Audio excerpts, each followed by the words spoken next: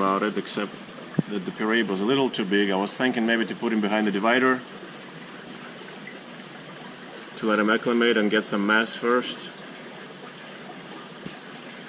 But I'm banking on their ferocious, voracious appetite and extreme alertness and awareness, and they will stay away from the piraiba's mouths. They're kind of too big for them too, but who knows? There is a saying in the hobby: you never trust catfish. You may think it's safe, but the catfish will prove you wrong. Yeah, a little skinny, of course they are. Big head, smaller body. I hope to change it soon for them.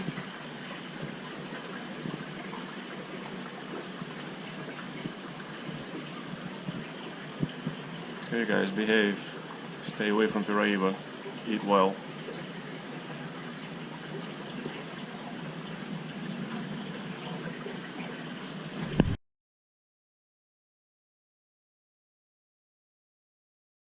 And the little guys started eating right away. Not all of them, but yep, see? At least he's mouthing it.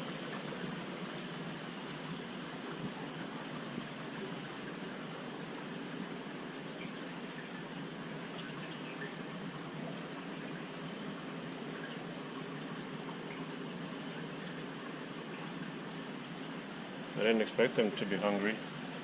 I mean, already. They're surely hungry, but after such an ordeal. Come on, sweetie, you can find it. There you go. Good job. Okay, so that's a great sign that they will be alright.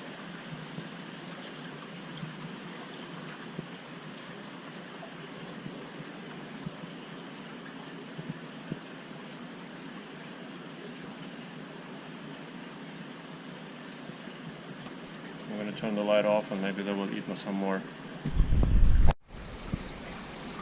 Three of them ate and 2 of them haven't. He's got something in the tummy, that one in the back. This one doesn't have anything.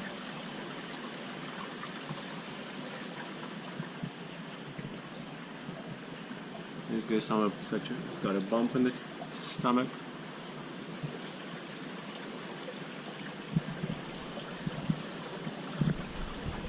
That one does. And the one that was struggling the most hasn't eaten either.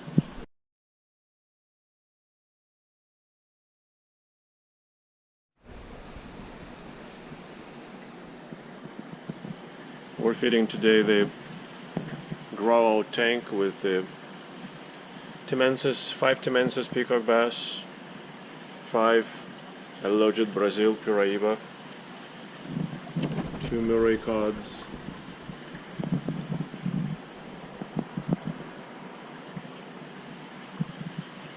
Raphael, which will not come out probably. Behind the divider there are 2 Planiceps firewoods. Anyhow, I'm gonna focus on the temensis and the first and foremost, and then perhaps piraiba too.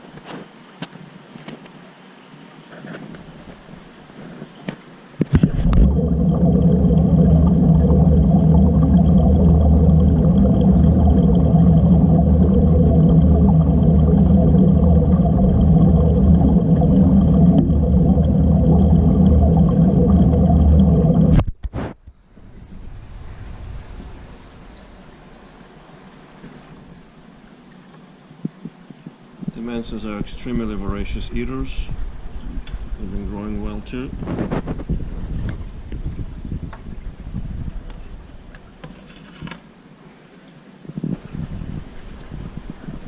We had a little bit of hesitation when we were starting them.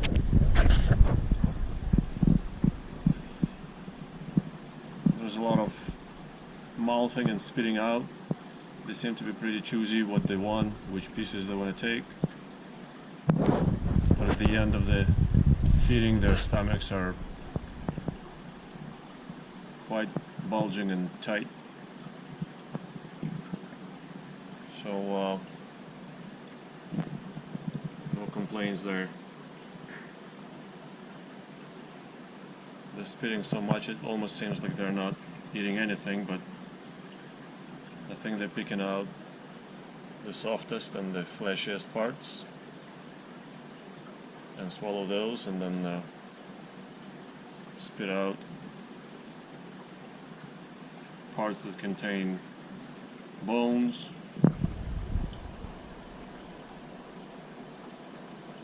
backbone, whatnot.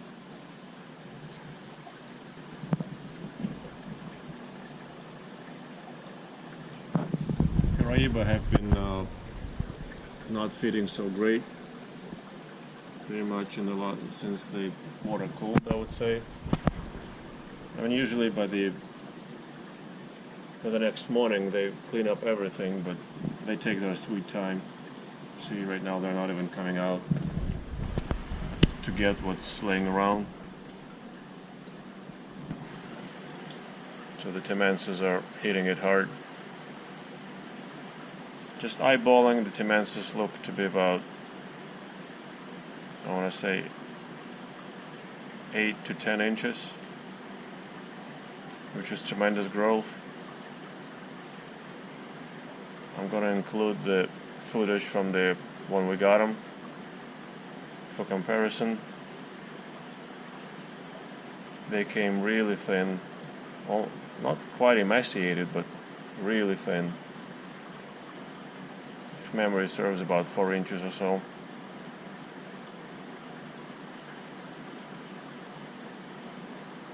I forget how long ago. I'm gonna put it in the video how long ago we got them when I check it myself.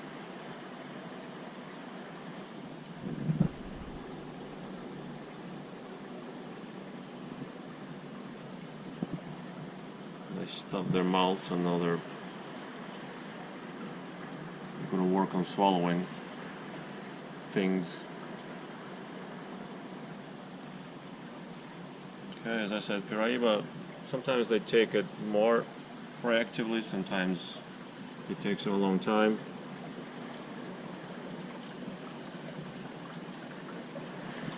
They're also, I would say, about 10 inches tip to tip, maybe a little over. Maybe 11. Closing in on a foot anyway.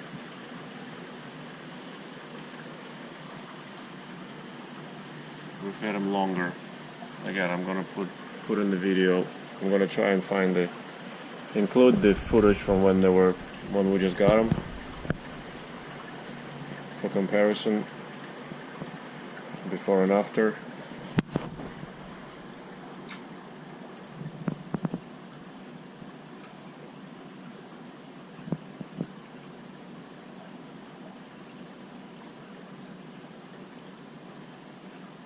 Most of the information about the piraiba and all of our fish we deposit into most of the fish keepers' threads corresponding to the fish.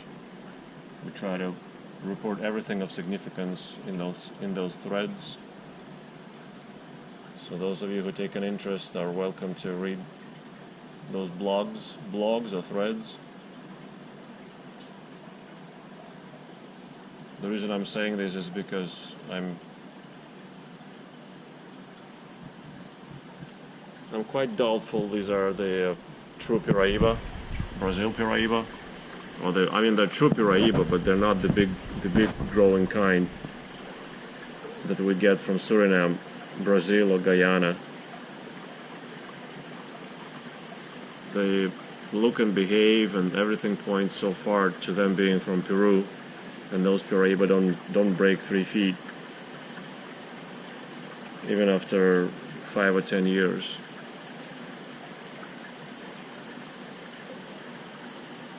While the large growing piraiba in the same time frame would reach 6 feet easily. Well, not easily, but by the end of the 10 years it should be about 6 feet. So I'm having big doubts these were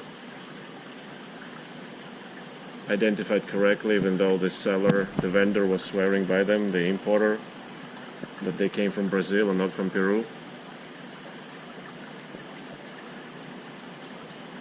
we spent $1,000 on them, and it'd be a huge disappointment if after having spent 2 or 3 years, a lot of food and time and effort just to find out these are piraiba. They are not capopredum, as I said before. Capopredum look different.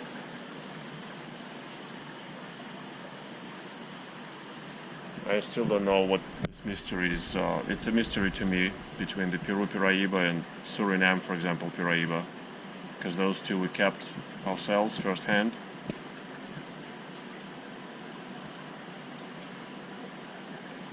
Some of you know we lost our Suriname piraiba at 7 years old and pretty much 5 feet long.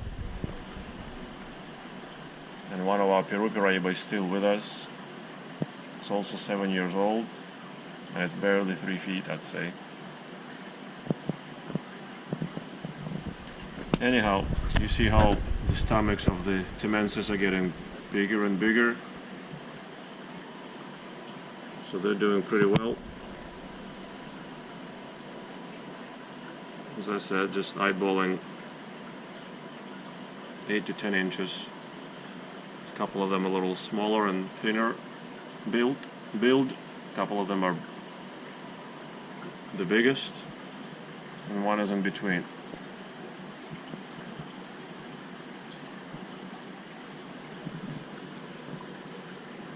It's one of the biggest, and that's the other one of the biggest.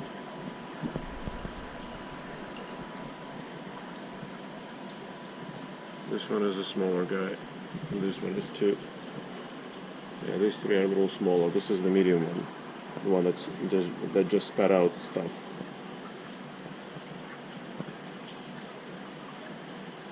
The murrays are growing as well, but slower. We also got them at about 4 inches, and right now they're probably about 6-ish, I want to say. 6, 7-ish.